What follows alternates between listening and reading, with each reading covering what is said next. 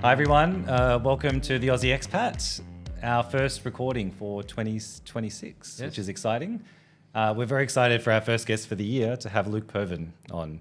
So Luke is the other co-founder of Property NXT, a property advisory group based in Singapore.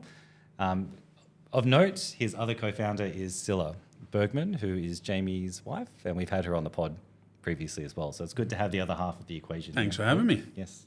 It's good to have you, Luke, and it's good to actually have a conversation with you over some water rather than some beers, which is nice.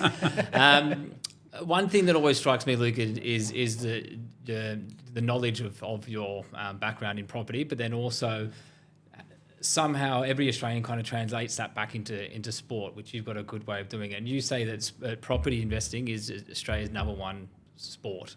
Can you give us a little bit of an understanding as to why you say that and kind of some background to that?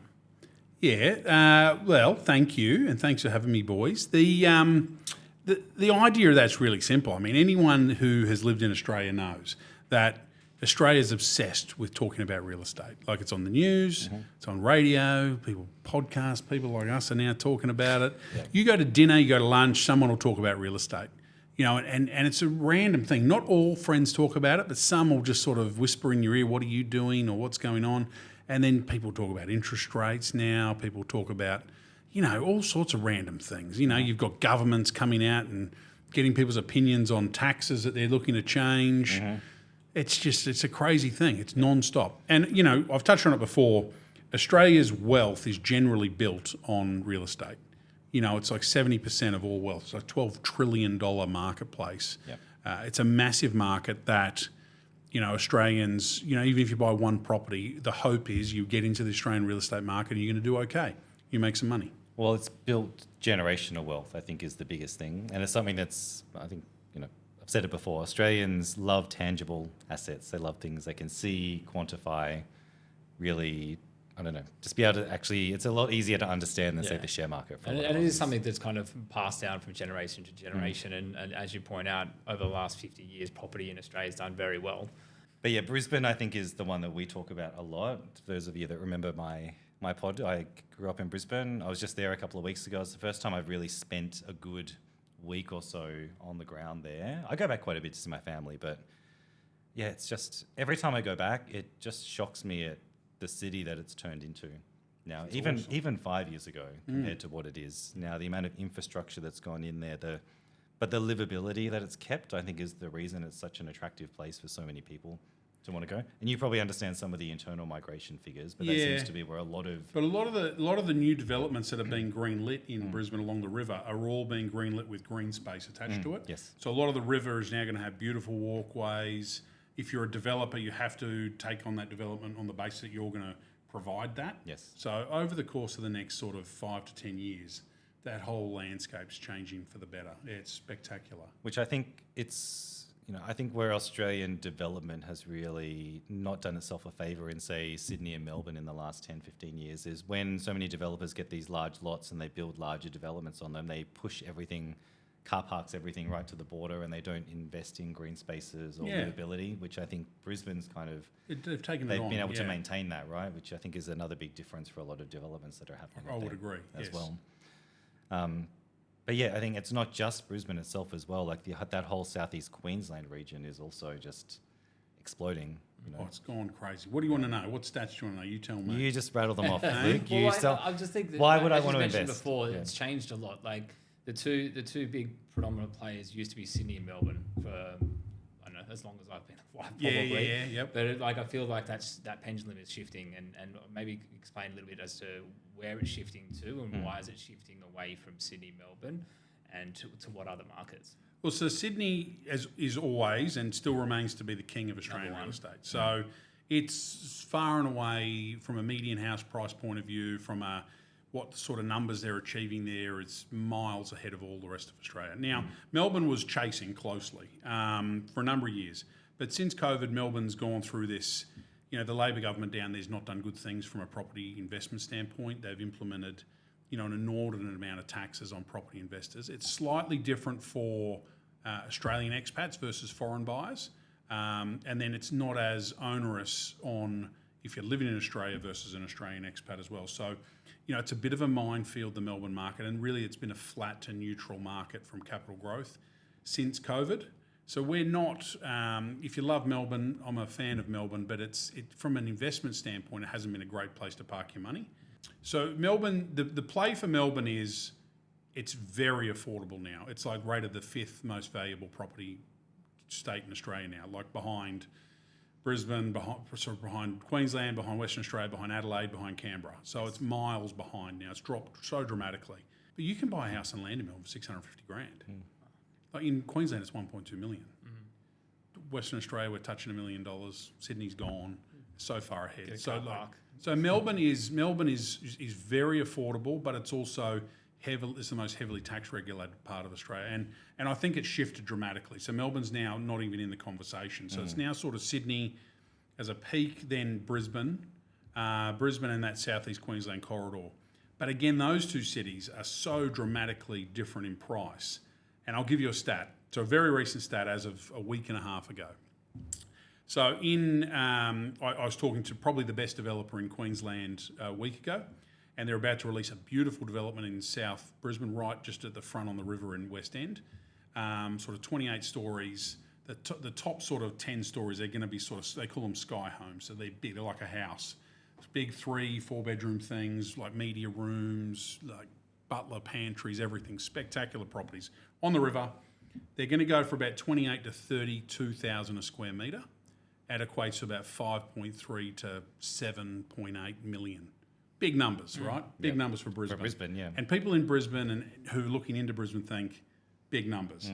But in Sydney, a week and a half ago, they just set the square metre record at 125,000 a square metre in Darling Point, and 2 properties went for 40 million apiece. Yep.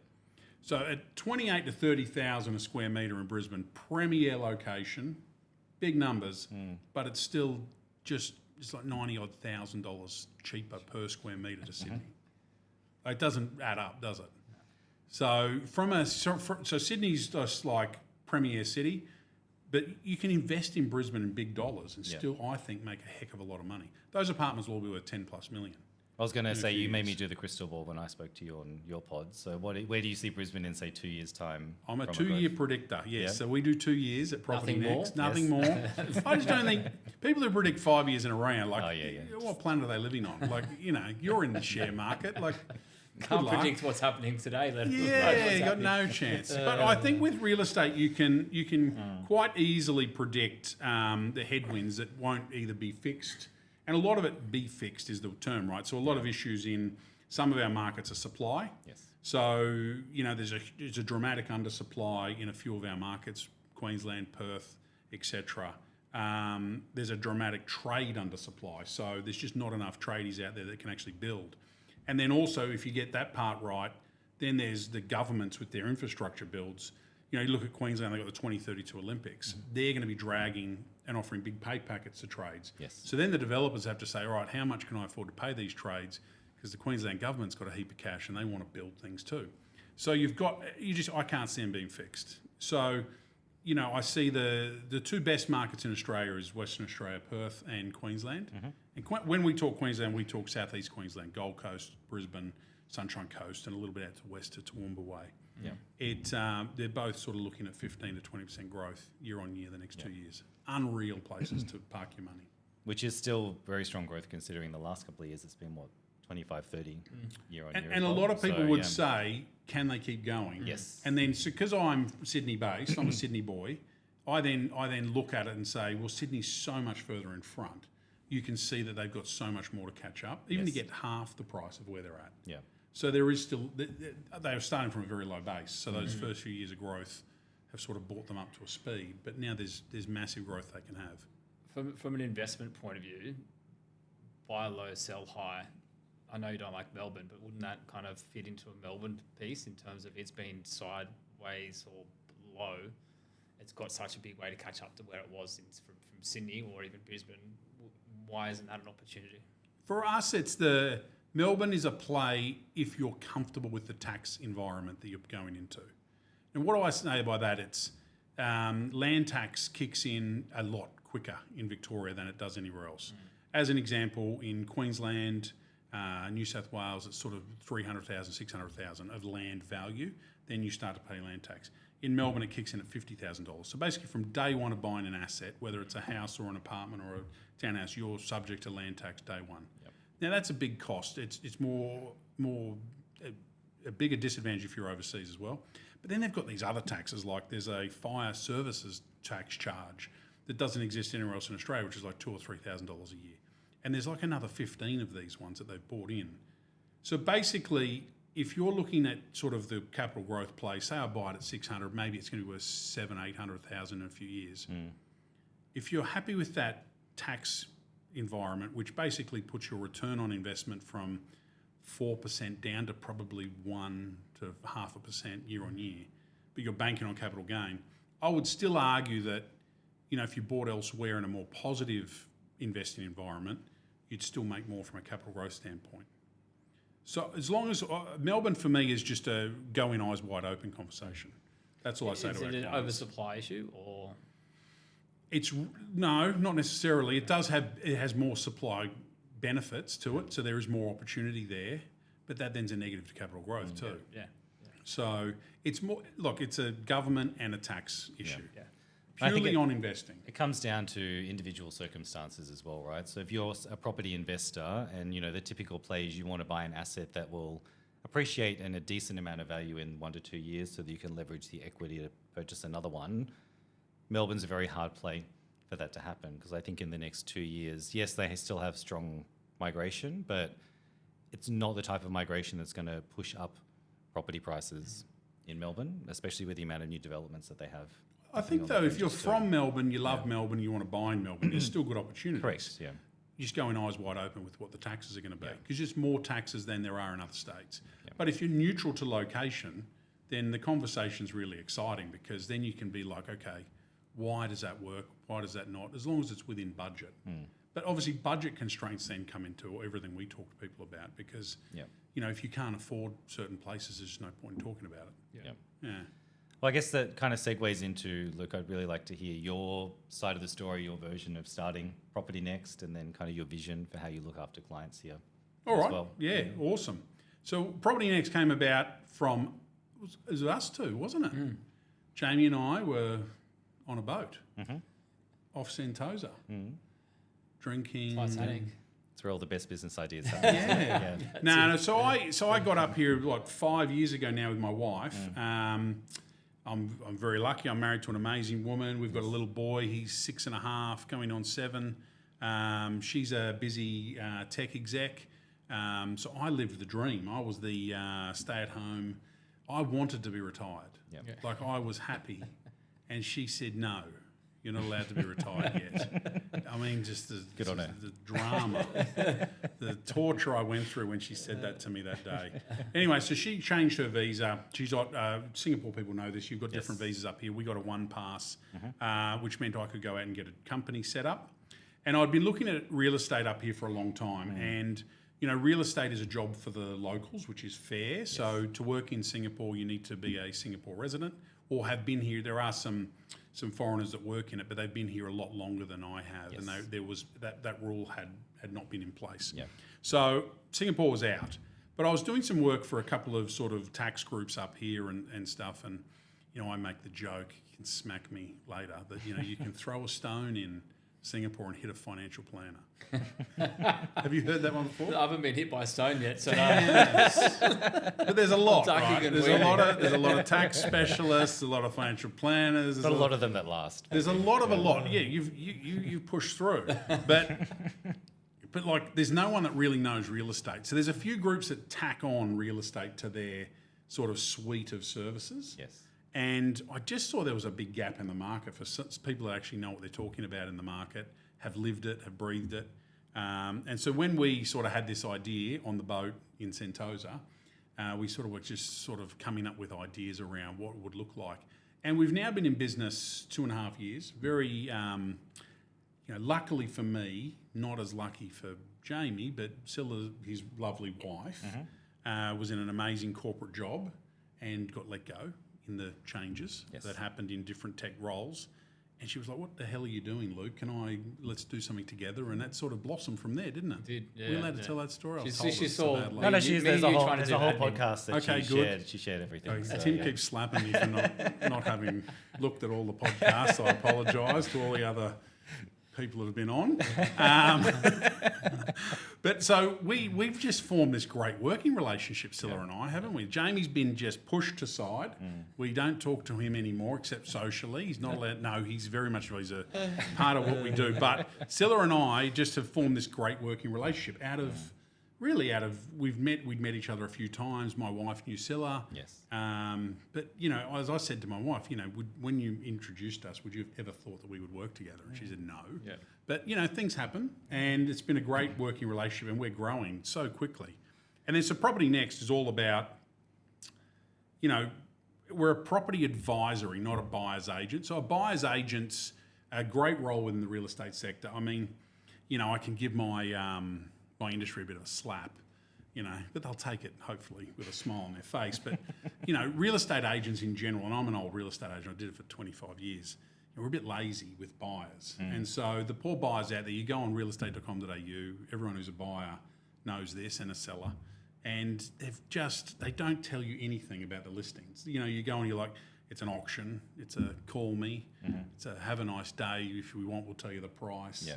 The If you stuff try they with an say, overseas phone number as well, they'll never call you back. never ever tell you the price. It's an absolute nightmare. So then the whole buyer's agency thing came about because these bloody real estate agents were so useless at actually communicating with buyers. The top guys do. Guys and girls do. They're amazing, but most don't. And so then buyer's agent came along and they filled the gap, right? So a buyer's agent's job is to work with a client to help them source a property in a very local market. So they're an expert in a suburb, and you pay them a fee, and they'll go and they'll buy them property. So we're different. So because we're based in Singapore, we're what's called a property advisory. So we don't really work in the existing real estate world. I can help people. I know a lot of buyer's agents. I know a lot of real estate agents who are amazing at what they do. But our job is to partner with developers. So our property advisory, we partner with real estate developers across Australia. So we vet through our Singapore license. We're licensed up here. And our job is we have to vet who we partner with. So they have to we have to do a certain amount of due diligence on what they are and who they are. And that's all under our Singapore law and the way we have to do things. And so then we present those to our clients. And our whole philosophy is, we're busy, we're living, we're travelling, both for work and pleasure. Life's good. But at some point in a 12 to 18 month period, you should be thinking about real estate as a part of your investment portfolio. And, we take care of the time. So, you can Google, right? Fundamentally, if someone's out there, they want to look at property, they can Google for hours and hours, use AI, what's out there, what's available. But, you don't see everything in real estate. So we take care of the time piece. We then take care of the trust because we vet the developer. We only work with certain ones who pass our testing. So you've got that comfort level of who we recommend. They've got 100% track records. They've never missed a delivery, all of these things. It's really, really fundamental. And then from there, it's the access. So most of the people we work with aren't available on realestate.com.au or any of the other portals. Yes. So the properties we get access to don't hit the normal markets. And then we are able to get first release opportunities where you get opportunities to buy before the rest of the market. And so it's that sort of time, that access and that trust that we give our clients. And that's worked like a treat. And our greatest success for us is really that we've now got clients who've bought not one, not two. Yep. I've now got a couple of clients within a 2-year period who are buying their third property. Yep. And we've just been able to, that success has really worked. I think I've been around for a long time as well, and when people hear new development, there always used to be a bit of a stigma against, it's like an off-the-plan apartment or off-the-plan development in the middle of nowhere, that scary, in our world, bank valuations come in lower, I'm not going to be able to get financing for it, blah, blah, blah.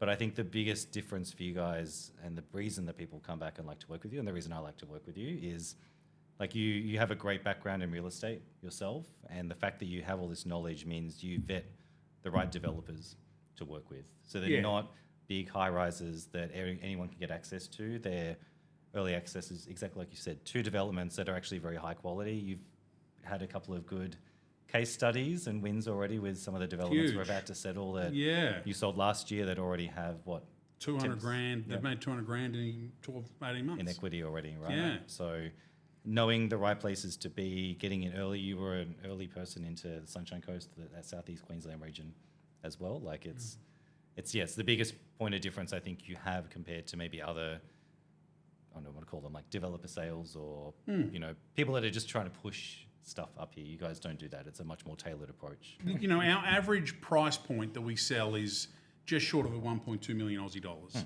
So we're not selling $500,000 properties that are, you know, you touch the wall and it wobbles. You know, it's high quality. It's stuff that people are going to want to live in for themselves. So if they can see themselves wanting to live in it, you're going to get a good tenant. Yep. And the locations are premium in terms of, you know, close to amenity. And if they're houses, there's a reason that we talk about it because the growth factors are there. So, yeah, we think the opportunity makes sense for people. Yeah. Difference between obviously you do new builds versus existing, pros and cons of both from an investment point of view. Obviously, there is that principal place of residence return part, which got a lot of emotion to it. If you think, okay, I'm going to buy that house for living it when I'm in 3 years' time, 4 years' time, for when you go back. What's the difference between a pure investment, existing, new build, and why look at a new build rather than existing? I think for me, I'm pro real estate investment first. So whatever you buy is a good thing. So there's a big tick. So even if you don't use me, like Property NXT, it's like I'm pro real estate. Now you can buy the wrong thing at the wrong place at the wrong time. So that can be, not everyone hits goals. But yeah, if you're interested in real estate and you buy real estate, I think you, generally speaking, in Australia, are going to do okay. Yep. But then what's the benefit of new versus old? Well, if you can get your head around the new build space, and there's a lot of negativity around it for some people, and so for some people it's just, I'm not going to ever buy it because their mum and dad had a bad experience with it, or their uncle or something. Someone's just said, well, you just shouldn't do it. Yep. But as an overseas expat or a foreigner looking to buy in, they're two separate things. Foreigners have to buy new. But if you're an overseas Aussie, the really big benefits that people don't understand is all the tax benefits. So, you know, we're just actually releasing this whole tax advantage thing we've been working on. You know, people don't get that there's this thing called depreciation, and I'm not an accountant for anyone that, you know, wants to know. We have done a tax episode before. So Talk to Tristan. But depreciation's like the sort of the real hidden piece of gold that people don't get. You know, if you buy a new build asset, you generally will get, you know, $20,000-$25,000 off that annually. And those, they compound year on year. They don't disappear. And if you've got multiple properties, they compound just under your name, not under the asset. And so you can actually build up tax credits, losses, whatever you want to call it. It's tax offsets is tax what Tristan's offsets. very particular about. Yeah, because it's not. It offsets the future income, not Future tax income. credits. Yeah. So as a really rough argument, if you bought one property for $1 million up here, that's going to cost you 100,000 Aussie dollars to get into to start with, and if it settles 12 months later, another 100 grand. Rough numbers, 200 grand in. You then get that first 5 years of depreciation, like buying a brand new car. You get really good offsets. Now, you get offsets all the way through to 40 years, but if you buy an existing property, it's pretty minimal, right? You don't get really hardly anything. You get huge savings. So say over a 5-year period, you could bang 120 grand's worth of depreciation. You go back to Australia, get your new job, you're earning a good living, you start paying your 47 cents in the dollar tax. No one wants that. But you can use those tax credits to offset your income from the first year. Yes. So it's a really exciting way to minimise that impact of going home that people don't really understand. Plus, you're getting, if you're buying the right area, you get all the capital gain. Yes. You get all those benefits having it. Also negative gearing. There's also good things to it as well. Yeah. But there's huge benefits to buying new builds as an Aussie from overseas. Huge. Which I think a lot of people don't understand, right? But that's part of what you guys like to do. Is also the other part is education for people. It's all about the education. Yeah. I may not look it, but I like to educate. I was going to segue into. That's what the silver beard is. Silver, it's the wiseness. It's a silver fox. Well, also, I just wanted to let everyone know what was your background before you did this as well, because there's a lot of experience that you draw on to be able to speak from this position as well. I've been doing real estate for 20 plus years, 25 years. Yeah, long time. I started my career in Manly, in Sydney, on the beachfront there, LJ Hooker, Little Beach, beautiful spot. But if you're a real estate agent, you sort of focus on a very little area. Then I went from there to, I started my own business in Collaroy on the Northern Beaches. Okay. I thought I could change the real estate industry. I was offering fixed commissions and, you know, all these things. This was a long time ago, but I thought it was a bit of a revolutionary, you know, not really. Flat fee. Yeah. All that stuff. And then I got poached to do a statewide job for a big property management group, and so to set up their sales team in New South Wales. And what was interesting about that was it took me from being really hyper-focused on the Northern Beaches to understanding that there's a big world of real estate out there. And so I got into New South Wales. And then from there, I got poached to do a national sales director role with an English company that came in to take on the real estate industry in Australia. And that was fascinating because I spent my life on planes going Melbourne, Brisbane. We launched in Melbourne and Brisbane. So recruited and trained 20 agents in both cities. Had TV ads, the lot going. Very successful when it launched. Then we launched Sydney, another 25 agents. So we're just recruiting, interviewing. But to do that, I had to be licensed in every state of Australia at the time. I had to understand the rules and regulations on how it transacts in every part of Australia. And I also was in the living room. So when you go out training and helping young agents, part of your job is let's go see how they perform in real life. So you go and knock on the door and in you go. And I was in houses in the Gold Coast. I was down in Geelong at a property in Melbourne. I've in Western Australia, I've been in various houses. I'm just all over the shop. We launched Adelaide, Perth, and then so that was just a fascinating experience. And then I got poached by another group to do a competitor brand to that and be the CEO of that. And then COVID hit, and my world fell down, and I became retired. I moved to Singapore. Almost retired. Almost retired. And my wife said, "No, get back into it." So no, there's a lot of experience Australia-wide, and you get a lot of connections, and you learn a lot. Yeah. And so I can sort of feed off that. So I actually know the roads, and I've spent time in all these places. I'm not I haven't been living over here and visited Australia once a week for 20 years. I know it all pretty well. It's not often you have that kind of national experience, especially from a real estate side of play as well, because often you get the leaflets for the letterbox drops from the local realtor trying to say, okay, well, have you looked at your price or things like that? You get in Singapore a lot as well, but to have that kind of breadth of knowledge, one, just of the market, but then also two, the nuances from a regulatory point of view. And everyone's different in Australia, right? So everyone's experiences and what they want is different, and you go in and see people, they all want to make sure they've got a really nice roof over their head. They've got an opportunity to make money because we talked about at the start, real estate's a wealth generator. Yes. For most Australians who aren't sort of thinking, I've got a share portfolio, I've got all these other things I can do.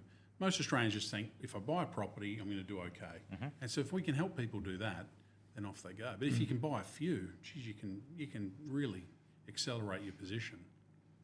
I think trading property as a portfolio asset has become a big thing in the last kind of 12, 18 months. It's always been a thing, but I've noticed the industry as a whole is really focused on, I want to have a 1, 2, 3, 5 year plan for my properties as well, which I know you guys actually talk about with your clients as well, right? I think up here, there's a different level of earning capacity. And, you've got to be conscious that it's an expensive place to live. But you can really do pretty well pretty quickly. And so your capacity with bonuses to have available cash to put down as a deposit is really there. And, like coming from Australia, you sort of think, when you're dealing with people with real estate, I always used to say, most Australians should have, that are investing in real estate, not other people, but should have about 100 grand, right? So it's your 10% deposit for a new build. And up here, you talk to people in Singapore, the Singaporeans, they all say, no, you should have at least $1 million in your bank account. Yeah. There's such a difference in the thinking from Singaporeans to Aussies. Yeah. But then I think a lot of the Aussie expats, they have really good disposable income. And the best thing about real estate that people forget is the bank's willing to give you 80%. So, if the bank's willing to give you that 80%, they vet the asset class. They're happy. 20% down, and if you split that out over a period of time, it's actually quite an affordable way to build something. What we have learnt, if you want me to deviate slightly, is commercial property is a very big thing in Australia at the moment. Yes. But from Australia, from overseas, it's a lot more difficult to get a loan. So, your position, you can talk about this in better detail, but you really need 40 to 50% to get a loan. So it's not as an easy entry point as residential. Yes. And the setups of various companies and structures are not as easy as well And, from an overseas Australian standpoint. Yeah, it's definitely something we can do, and there's options for it. There's just a lot more nuance that goes in to it, and you probably do need to have a bit more cash available to do it, unless you've got equity from another property that we can tap into as well. But the point of entry for cash, generally 30, 40%. which is a lot, right? Yes, So, yeah. you know, In 40, comparison to the 20%. Again, Resi, for other yeah. things, it's not that bad. I always say use the bank's money to make money. So if you can use 80% of it for that, it's always good. I think people forget about that little piece, right? You know, the banks are willing, and so your actual gains are only on that 20% down. Yes. Yes, which is pretty incredible. You know, we've got clients who are into a property for 880, so 88,000 Aussie, or at the time when they invested, let's just say 75, 72, because the exchange rate was so good, it's moved up a bit now. But off that money, they've just made 200 grand. What's that return? About 250. Gee, 250%. not bad. Are you good with numbers? Not bad. Not as good as you. That's why I asked you the question. We could talk all day about property versus diversification, things like that. We won't go down that route today. I throw a bit of a curveball, and I can start if I want. The best, worst, and property that you missed out on. Again, we all own property here. Do you want to delve into what's your best property you've ever bought, your worst property, or your least favourite property, and then the one you've missed out on? Okay. If you have those. If not, I'm happy to start. So we've got a shocker right now. The wife. I'm currently in the doghouse with this purchase, so I'll go worst. So in Australia, there's this amazing government-backed sort of, I don't even know what you call it, but there's a government-backed initiative called the NDIS, the National Disability Insurance Scheme, and Social so welfare. yeah. But it's blown out. Like the costs associated with it are just ridiculous. The concept of it, though, is amazing. And so I bought into the concept of it. I sold this idea to my wife. I'm a property guy. You'd think I'd know better. But anyway, the idea of it is they need people who can afford to pay more than what a traditional house is worth to build a bespoke house for people who are disabled. Yes. So what I mean by that is you build a property that has wider hallways, has lifts for getting in and out of wheelchairs, for bathrooms, Guardrails beds, on things. guardrails. Yeah. The kitchens are designed lower so that people with wheelchairs can work around, etc. So just, you know, if you assume 20% more to build that house than a traditional house. So it's not an easy thing to get financing for. So you actually have to put down more money. But the sales pitch to the person doing it is you're doing a good thing, but also there's pretty good returns in place. So you can get a little bit, green in terms of the return advice. Yeah. Turns out everyone's in cahoots in this whole thing. And so, you know, we bought one in Tasmania, built it, and it's now currently rented by what I would call a person that doesn't need disabled living, and we're getting a terrible return on our investment. It's depreciating, we're getting the tax benefits on it, but it's been a terrible investment. I found out that it's a federally funded program, but the state governments are basically who house these individuals now, these poor disabled people now in terrible accommodation, basically saying to them, if you leave, you'll never be allowed back in. So they're now taking the money from the federal government into their banks. And so, you know, I don't know if this is happening everywhere. You know, you can just read reports on it, but it's been a disaster. Right hand to left Yes. hand. I've been learning about it through memes. Yeah. So. I don't look. I also Very did it because educational. I was getting a lot of comments and questions about it. Yeah. You know, should I? Shouldn't I? But when you did it, it was what, 3-4 years ago. Yeah. Now, and it was big then. Like Yeah. everyone was doing. I had so many 15% clients. I had yield. friends doing it. I had developer friends in Australia building them. Everyone's like, just get in. Like it's the property place to be. Yeah. Right So now. there's because so the you- rental returns promised on them are like very high. Well, great, but Yeah. it wasn't easy for everyone to get in on either because you had to basically put down 30-40% deposit. So they did need people who had the financial Well, capability. a lot of to be people able were trying to do it. push SMSFs and super funds into them Yeah, as well. it was yeah. just, but a lot of those groups did it really poorly. And so I'd researched a lot of that. I thought I'd found a reputable group. You know, you don't hit goals all the time. So that was a loss for me. It's just a lesson, Luke. A win. Yes. It is. Yeah. And again, everyone has losses or lessons, and that's the main thing. You just got to But learn from I'm a big believer in buy and hold. So Yeah. we're holding, Yep. and you just never know what's going to happen in the future. It's there. If someone wants to live in a lovely house in Tasmania, Yep. it's I can available. send you a message. Send me a message. But it could turn out to be a good investment. Like anything, time can fix all problems. Yes. But as we currently stand, I'm still in the doghouse on that purchase. But we've done okay recently on a investments, new yeah. one. Yeah, Well, again, this good is and bad, another. This is a good and bad one from a story standpoint. But we bought a beautiful townhouse in Sydney. We would think potentially live in it, potential investment, but it's a COVID build. So again, this is another sort of building example of who do you work with and the due diligence needed on the building company.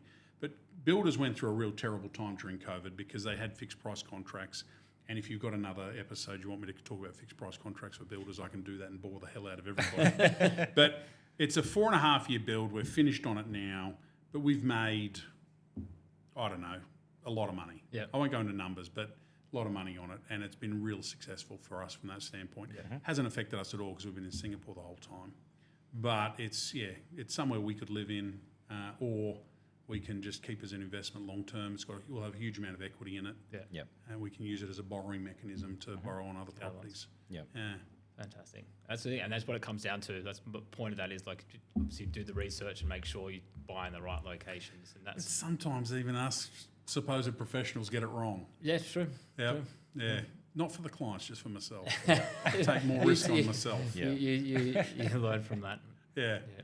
Yeah. How do you vet your developers? Like, what's the main thing you're looking for when you're researching them? I'm sure it's a multitude of factors, but how, when someone comes to you, what's your approach to deciding if they're worth working So with? for us, it's track record's key.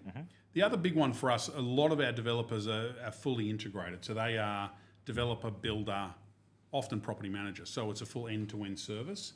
And the benefit of that is that in a traditional development, a developer they'll go out and they'll source the land. They then go out and they recruit teams to help them. So the developer sources the land, buys the land, puts together a group if they need to buy the land.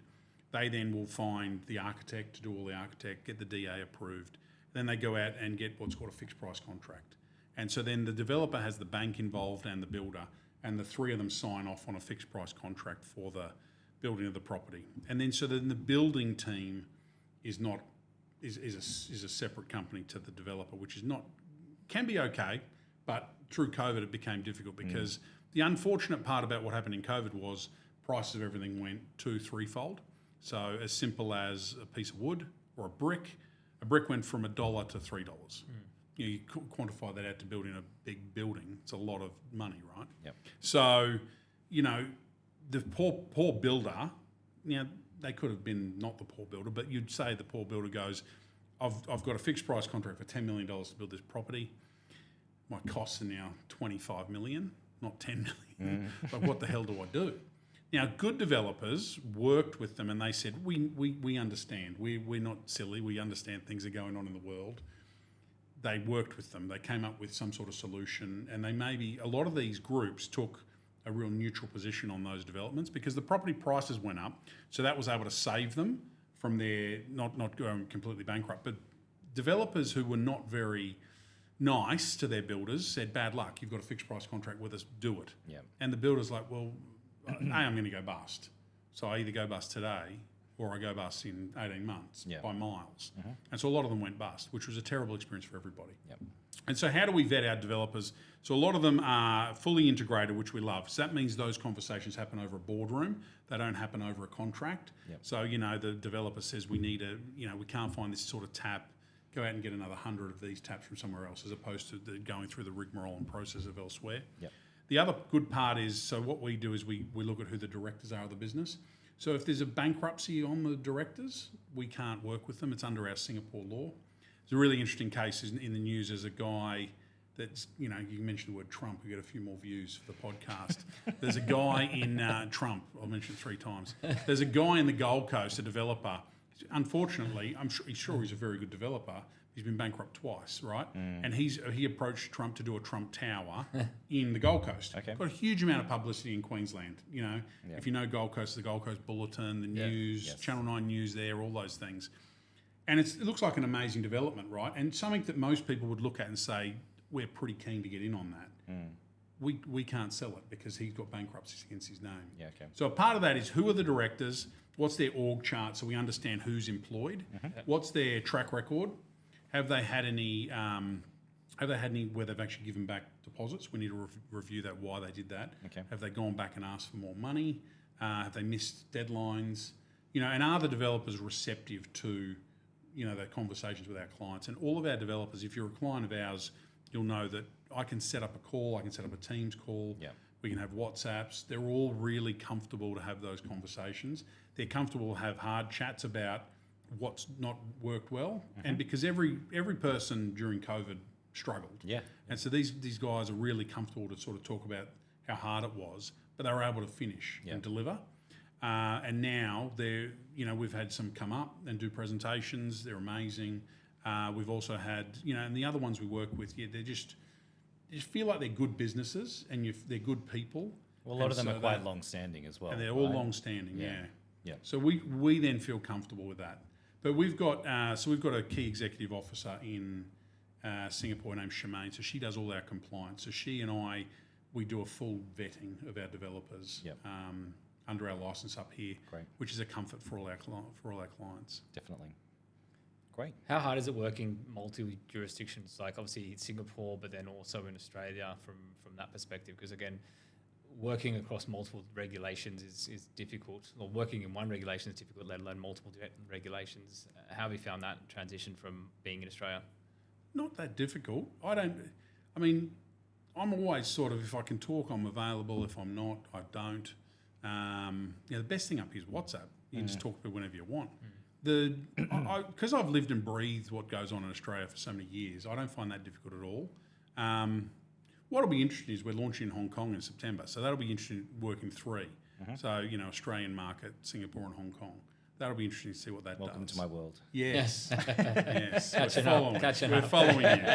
But that'll be interesting. But I actually find it just feels fairly normal to me that I find I've got to convince people I live in Singapore. Yeah. Like I talk about where my son goes to school, Yes. Or where I live, and they're like, "Oh, you actually do live here?" Like we often have events, and they're like, "So when are you going home?" I'm like, "No, I literally live here. I'm just around the corner." Even for me, who's been here almost 11 years now, I still get so many people I jump on calls with, or I'm like, "I'll come and have coffee with you," and they're like, "Oh, you just up for the week?" Yeah, just they don't visiting?" believe you, no matter what you say. Yeah. No, I've lived here for a while. Still don't drink local coffee though, apparently. Tristan does. Yes. Yeah. He's more The bag? Yeah, the bag. Scylla drinks that drinks, stuff. Coffee tea. Yeah, with the condensed milk. Yeah. She loves It's it. too unhealthy for me. It's Too unhealthy. too sweet. I'm not that big of a sweet tooth. So Here's a good question. Yeah. Do you have more coffees here, out, or Australia because of the price, or do you just have more coffees at home here?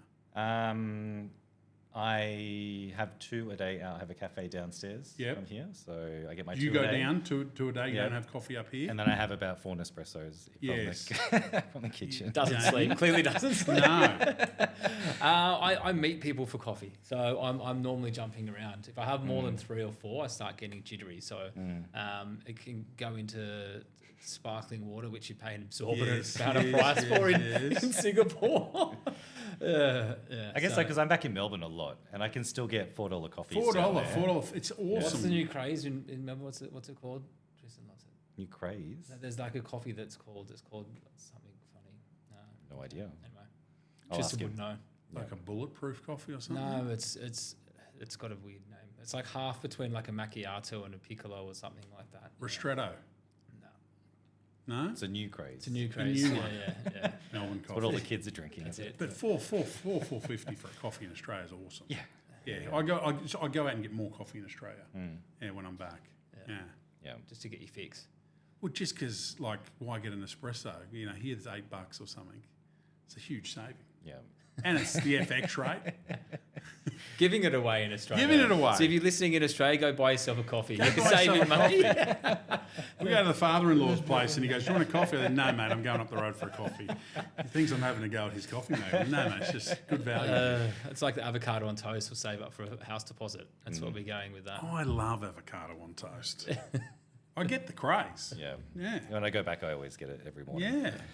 I want to go into your predictions now for the next 12, 24 months. So what do you think from a general market perspective we're going to see in the next 12 months? Do you think the war, interest rate scares is going to have an impact in any markets? Or, I think people need to start thinking about Australia The big prediction is Australia is now very different. So everyone used to think about Australia as if the real estate market's doing well, all markets are doing well. Now the market's changed so much. So, you can't just say real estate's doing well. You have to think, okay, so where's doing well and why are they doing well? So currently, Melbourne's flat. Parts of Sydney are flat. There's parts that are going gangbusters, which is that's always the case in Sydney. Brisbane, South East Queensland's flying. Perth's flying. Adelaide's flying. I don't really look at the other markets. If someone wants to talk to me about them, I'm happy to, but they're not markets we spend a lot of time in. The next 2 years, I really can't see anything changing in that space. Like I see Sydney premium property still doing really well. I see Melbourne remaining flat for the obvious reasons we've talked about around property tax issues that they have down there. And I see the Perth and Queensland markets still absolutely flying. Interest rates, I don't think have a massive effect across the board on the two flying markets. They may have an effect on the more down markets. Yep. But if the market's moving for a reason, which is interest rates don't really come into a reason, so supply's so low. In Perth, as an example, we talked about this in our last event, available properties on the market is at a record low of like 2,000 properties. Yes. So in a normal market in Perth, and this is the same for all parts of Australia, there's about normal market in Perth pre-2018 was 14,000 properties at any given time. And all that means is Mr. and Mrs. Jones who want to buy a property are only competing against one or two other people to buy that property. And Mr. and Mrs. Smith who are selling that property have one or two buyers who are trying to buy it, and that was what we call a fair market. Yep. Currently, with 2,000 properties on the active market, it's just a disaster. There's nothing moving. And if you want to, so if it's a pure seller's market, and so then nothing's going to change in that market though, because the people who sell often want to buy locally. So if they go out and they look and they're like, I can't find anything to buy, they're not going to sell. Yep. So the market's just at a standstill. And that's not going to change. And so the same thing happens. So I don't think interest rates change that.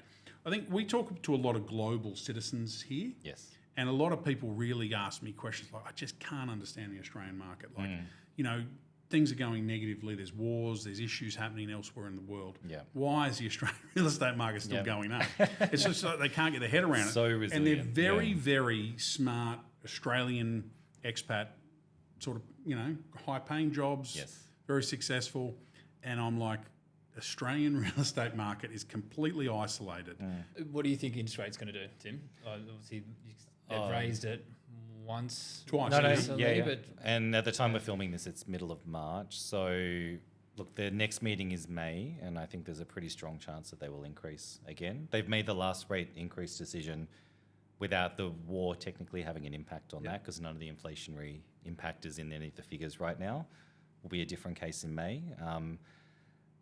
I think, look, you can control what you can control. We've talked about fixed rates with some more clients, but at the end of the day, Australians ride the variable rate wave quite a lot, and it probably will go up a bit in the short term. What does that mean in terms of buying? And maybe you can get your opinion on this, Luke, but it's like any other investment, right? If sentiment's off and you're feeling a bit negative, it's actually a good time to look for opportunities, especially for us that don't live over there. If we're still in a good financial position, if there's, good investment options, it's good to get in when maybe the sentiment's a bit negative back home and there's not as many people to compete against as well. Is fixed rates above variable at the moment? That's obviously a good indicator. Depends on the week. Depends on the week. Depends on the bank, depends on the week right now. Okay. So, So we're trying to hustle for a few people. From a serviceability point of view, because I know that they put a buffer on whatever it is. So it's 3.85 previously, now it's gone up. If it gets to high fours, what's that going to do from a serviceability point of view? So every rate increase will have a slight decrease in capacity assessment. So, but the bigger thing that's impacting people at the moment is the change in the FX rate. So as the RBA keeps increasing rates, it's going to keep pushing up the Aussie dollar as well. So that's bound. I was looking today, it's like 109 today, and it was 1.2 at the beginning of the year. So that's the Sing dollar. And I don't think the US will increase rates in the short term, which means the Aussie is going to keep appreciating. So that's it goes in both ways. It means the expense base is a little bit cheaper on the assessment side, but it means income is a bit cheaper as well. So, it's always give and take on Lots both of variables. sides. Speak to your friendly mortgage provider. Yeah. And the thing to Everyone's think about, situation is different. It is. So, the thing to think about from a real estate investment standpoint, if you're talking to us, yes. is we talk to people about buying an asset today for tomorrow's value because you're buying new builds with an expected build time frame. So what happens with the interest rates today could be completely different to what's going on in 12 months' time when the property actually settles. So you're actually just putting 10% deposit in, secure the asset and forgetting about it. But I would also hazard to guess interest rates are not the biggest determinant of property market returns as well. Like the return for property in Australia, in my opinion, it's always been very driven by supply demand, right? And the reality is there's still an undersupply. There's still migration coming into Australia. There's still going to be an undersupply for a long time to come. It's not getting fixed anytime soon. No, they're not fixing anytime soon. No. I just saw a report that they said Brisbane, Southeast Queensland is going to go up 2 million people in the next 2 decades. You know, and you could say that about every state. You know, they said Melbourne's going to go from 7 million to 10 million. Yes. You know, there's every state. Well, Melbourne's supposed to become the biggest city, isn't it? Yeah, Melbourne. Every It just state did overtake Sydney. but every state's growing. But if they're growing, they can't build enough homes. Yes. Yeah. It's not going to. Where the heck are they all going to live? Yeah. That's a question for you, Jamie. Move to Singapore. No, we'll always want to move back by then. Who knows? Yep. Great. Anything else you want to ask? I think I'm good. Covered a lot. Check your notes. Covered a lot. Check your notes. Anything else you want to plug, Luke, before we... No. Our whole philosophy at Property NXT is let's have a conversation. Yeah. You know, it's there's no commitment. It's just get some education out of what we talk about.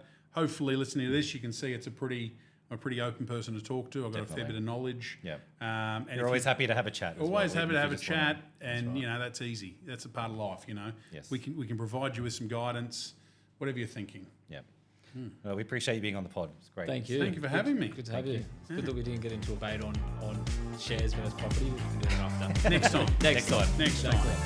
Thank you. Thank you. Thanks, everyone.